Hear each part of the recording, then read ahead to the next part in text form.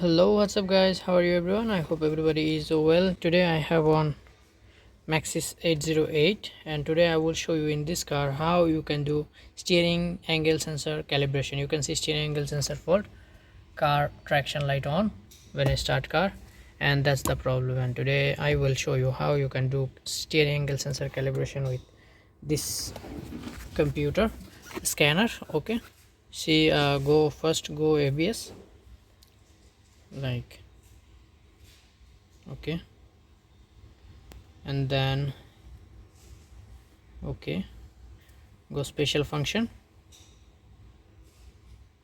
check sequence, set up neutral steering angle sensor. This is Subaru. Okay, stop vehicle and start straight ahead, steering ahead, straight position, and then okay, 0 point will be started, need some time, 0 point will be completed. Okay, you can see here traction light gone. See here,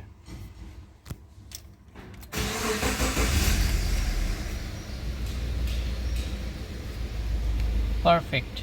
Okay, so you can do steering angle sensor calibration also MX808. Okay, thank you.